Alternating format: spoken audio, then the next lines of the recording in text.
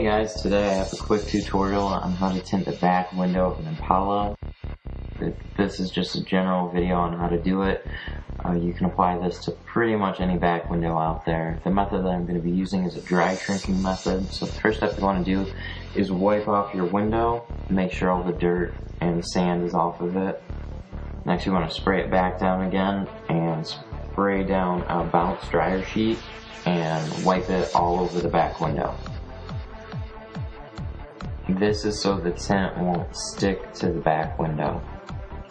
It makes it a lot easier to shrink it. Some people use baby powder. I prefer dryer sheets. After you apply the dryer sheet, you want to make sure it's completely dry before you set your tint on. Then you want to take a hard card and tack down the tint to the window. Next, take a light so you can see the border of the dot matrix. And then you're going to cut about 1/8 of an inch past that border all the way around the window. The knife that I'm using is a red dot Ultra knife.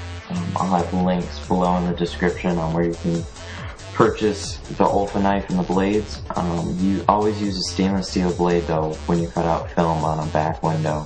This prevents any sort of scratches, and you don't want to press too hard when you're cutting out the film.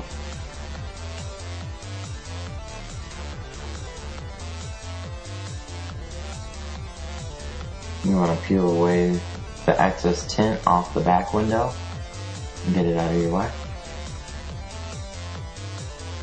Okay, now I'm carting out the window in what's called an H pattern.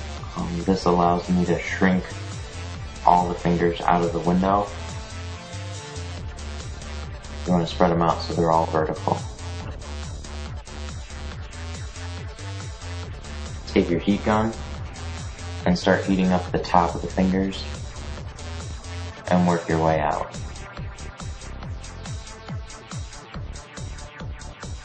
Be careful not to get the heat gun too close to the film because you can burn it, so you just want to take it nice and slow. This is a very difficult method of shrinking, but this is also one of the quickest ways to shrink a back window. I shrink a window in quarters, as you're going to see. Just take it one section at a time.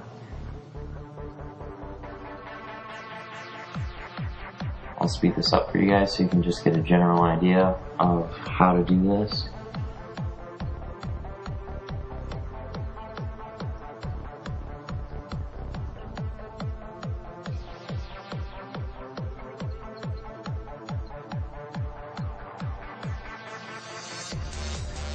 Now you'll notice that I burned one of the edges a little bit, so I'm going to take an Ultra knife, and as long as the burn's not too bad, you can trim it off. This is so when you peel the release liner, you're not going to break the tint or rip it. Take your spray bottle and clean out the inside of the back window. Start in the middle and squeeze your way out. Just make sure you get all the dirt and dust out of it. Spray down all your edges, and then the middle, make sure you get a lot of extra soapy water on it. You want this as wet as possible. Peel your release liner and then spray down your tint. Now this is one of the trickiest parts. You have to pick up the tint, put it on the inside of the window without touching the tint to any of the side panels or the seats, including the headrests. This will keep the tint as clean as possible. Once you have your tint in position, you're going to start in the middle of it and then work your way out with a squeegee.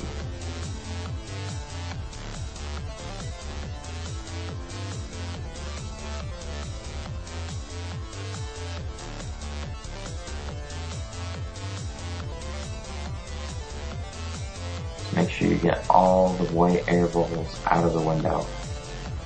After you're done with that, just spray down the window, wipe off all the dryer sheet that you left on there,